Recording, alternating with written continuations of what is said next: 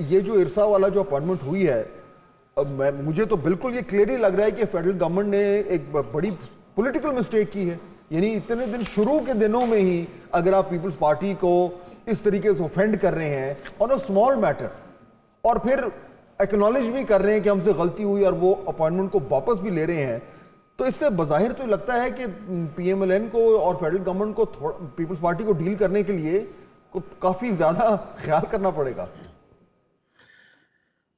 शुक्रिया फहद। देखिए, इसमें दो बड़े मसले नज़र आ रहे हैं मुझे। एक तो ये कि जब अपॉइंटमेंट हुआ, पहली चीज़ ये कि अगेन इर्रिस्पेक्टिव के ज़फ़र महमूद साहब हैं या कोई भी हैं, अगर आपको याद हो माजी में अदालतों के फैसले भी आ चुके हैं कि रिटायर्ड अफसरान को तैनात ना किया जाए, और अनटिल अनलेस कोई बहुत ही ऐसी इमरजेंसी हो तो अलग बात है। तो पहली चीज़ ये कि क्या कोई दूसरा अफसर ऐसा नहीं था कि जिसको आप अपॉइंट कर सकते थे, और इनका एक पस मंज़र भी है जिसकी तरफ इशारा किया मुराद अली शाह साहब ने, कि हमें सिर्फ इस अपॉइंटमेंट के फैसले पर ही नहीं, जो अपॉइंट हुए हैं उन पर भी एतराज़ था। तो इसका मतलब ये है कि डॉक्टर ज़फ़र महमूद के हवाले से सिंध का पहले ही रिजर्वेशंस थी। तो और दूसरी बात ये कि वज़ीर आज़म, जब ये खबर आई कि वज़ीर आज़म ने इसका नोटिस ले लिया, सवाल ये कि अपॉइंटमेंट फिर किसने किया था जिसका नोटिस लिया वज़ीर आज़म ने? क्या किसी और ने अपॉइंट किया था कि जिसका नोटिस आपने लिया? अपॉइंट तो आपने ही किया था। अगर आपने किया था तो फिर आपने नोटिस किस चीज़ का लिया? फिर तो सीधा सीधा ये कि आपने अपने फैसले को विड्रॉ कर लिया एक में। और उस पे ये भी था कि उन्होंने इस चीज़ पर जो है नापसंदीदगी का इज़हार किया कि कैसे हो गया। तो ये सारी चीज़ें देखने की थी कि ये बीच में फिर अगर वज़ीर आज़म की बात सही है, तो फिर ये बीच में कौन कौन था, किसने ये सारा करवा दिया ये खेल? और ये वो ऐसी चीज़ नहीं है कि जिसका इदराक ना हो वज़ीर आज़म को। इसके हवाले से कि ये फ़ैसला हो चुका है कि इरसा का जो चेयरमैन है उसका तकर्रुर रोटेशन पर होगा, ये बात भी वो तय थी। तो मेरा ख़्याल है ये एक अभी मैंने कल ही वो कॉलम छपा था कि ये हनीमून कब तक चलेगा। और ये अभी और भी अपॉइंटमेंट्स होंगे। फिर जो इश्यूज आ सकते हैं वो एनएफसी पर आ सकते हैं इश्यूज, और उसमें चीज़ें होंगी। एक तरफ से खैबर पख्तूनख्वा के अच्छा हुआ कि अली अमीन गंडापुर साहब की मुलाकात हो गई, लेकिन जब ये बजट और डिस्ट्रीब्यूशन ऑफ रिसोर्सेज का मसला आएगा तो मेरा ख्याल है दोबारा ये इश्यूज खड़े होंगे। हाँ, लेकिन मजहर तो साहब इससे देखिए, इसमें जो एक इशू, जी ये जी बात मैं बिल्कुल आपसे अग्री करता हूँ कि ये प्राइम मिनिस्टर की तरफ से ये इस तरीके से होना ही नहीं चाहिए था, और कहीं ना कहीं कोई गलती हुई और किसी ने गलती की है, ये बात तो बिल्कुल दुरुस्त है। अच्छा, गलती सिर्फ अपॉइंटमेंट की नहीं हुई, यानी मुझे तो ये लग रहा है मदर साहब कि पीएमएलएन की गवर्नमेंट ने पीपल्स पार्टी को एक बड़ा, जैसे क्रिकेट की जबान में कहते हैं कि लेग साइड पे एक स्लो फुल टॉस दे दिया है, जिससे उन्होंने छक्का मार दिया। तो ये पहली उन्होंने पीपल्स पार्टी को एक विक्ट्री पकड़ा दी है, जिससे ये भी मैसेज क्लियर हो गया है कि अब पाकिस्तान पीपल्स पार्टी जो है वो जहां उन्हें प्रॉब्लम नजर आएगा थोड़ा सा वो उठकर खड़े होंगे, और वो पीएमएलएन को इस तरह स्पेस नहीं लेने देंगे। They are going to jealously guard that turf. तो ये बड़ी जल्दी हनीमून पीरियड में पीपल्स पार्टी ने एस्टैब्लिश कर दिया कि इस इत्तेहाद के ग्राउंड रूल्स क्या होंगे, और I think advantage to peoples party.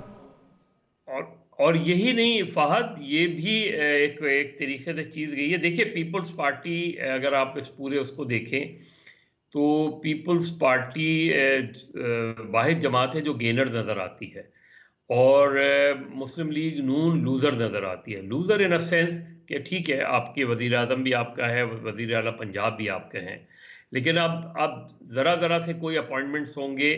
अब जो है वो चीफ सेक्रेटरी सिंध का तब्दील हो गया, आईजी भी शायद तब्दील हो जाए सिंध के। यहाँ तक तो इश्यूज नहीं आएंगे, यहाँ तक तो इशू ज़्यादा नहीं बनेंगे, और मुझे नहीं लगता कि वज़ीर आज़म कोई बहुत बड़ा इशू बनाएंगे इसके ऊपर। मुझे असल इशू लगेगा होगा जब फाइनेंसेस का मसला आएगा, और वहाँ चीज़ें हो सकती हैं। सिंध की डिमांड भी ज़्यादा होगी, केपी की डिमांड भी ज़्यादा होगी, बलूचिस्तान की डिमांड भी ज़्यादा होगी। तो आप किस तरीके से चीज़ों को एडजस्ट करेंगे? अभी अभी तो फॉर्मेशंस ऑफ दी, ठीक है, प्रेसिडेंट आ गए। ये भी देखें, बड़ी अफसोस की बात है कि इसको हमने डिबेट ही नहीं किया। ना पॉलिटिकल सर्कल्स में इस हवाले से कोई शर्मिंदगी का इजहार किया गया कि पाकिस्तान की सियासी तारीख में मार्शल लॉ अदवार को छोड़ के पहली मर्तबा सेनेट गैर फाल हो गई। यानी जो अपर हाउस है पार्लियामेंट का, वो एग्जिस्ट ही इस वक्त प्रैक्टिकली नहीं कर रहा। आज सेनेट की 6 सीटों के इलेक्शंस हो रहे हैं, सेनेट मौजूद नहीं है, नामुकम्मल सेनेट है। यानी जो इससे पहले जो चेयरमैन थे और जो सेक्रेटरी वो थे डिप्टी चेयरमैन, उनको ये बात बावर कराई जाती रही कि भाई ये पैनल ऑफ चेयर वाला जो इशू है उसको सॉर्ट आउट कर लें, ताकि ऐसा कोई क्राइसिस आए तो कम से कम पैनल ऑफ चेयर तो हो जिसकी बुनियाद पे सेनेट चलती रहे। ये कभी भी नहीं हुआ हमारी सियासी तारीख में, जब से सेनेट हमारे वजूद में आई है मार्शल लॉ को छोड़ के, कि सेनेट ना हो। आज सेनेट नहीं है, और कोई एक सेनेटर, जो बड़े बड़े नामवर सेनेटर थे जो रिटायर भी हो, अब रिटायर हुए हैं, किसी ने, और ना कौमी असेंबली में इस बात पर बात हो रही है कि भाई आपका अपर हाउस नहीं है इस वक्त।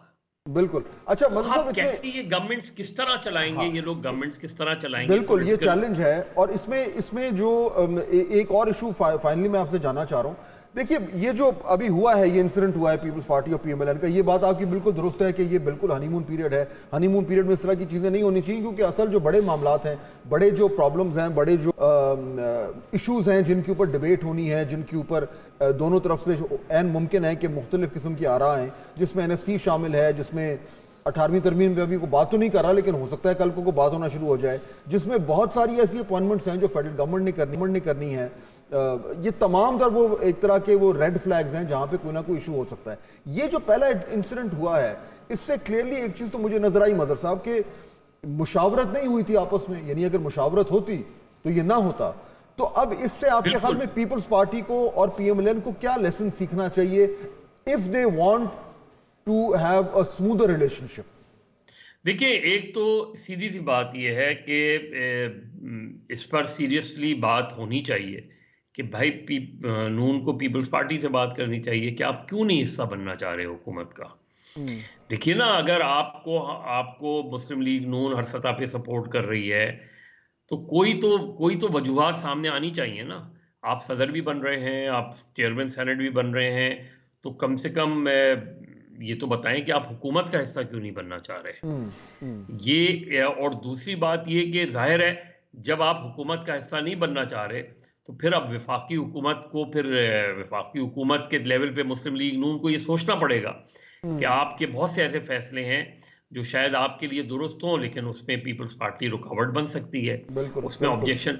तो मेरा ख्याल है जो कॉन्फिडेंस बिल्डिंग मेजर अगर उसे कहूँ, या ये कहूँ कि एक आपने फ्रेंडली ऑपोजिशन तो हमने देखी जो 2008 से 2013 तक, लेकिन एक फ्रेंडली गवर्नमेंट एटमॉस्फेयर भी तो बनना चाहिए ना। उसमें अब मुस्लिम लीग नून और शहबाज शरीफ खास तौर पे मुझे खासे में जाते हुए नजर आते हैं। अब किस हद तक ये इसको सस्टेन कर पाएंगे, लेकिन एक बड़ी सीरियस मुलाकात बहुत इस मामले पे जरूरी है बिटवीन आसिफ अली जरदारी, शहबाज शरीफ, नवाज शरीफ एंड बिलावल भुट्टो। बिल्कुल ठीक है, सेट द टर्म्स के हमने आगे कैसे बढ़ना है, तय कर लेंगे किन किन इश्यूज के ऊपर आपकी क्या पोजीशन है और मेरी क्या पोजीशन है, वरना ये मसला बढ़ेगा और ज्यादा कॉम्प्लिकेट हो जाएगा।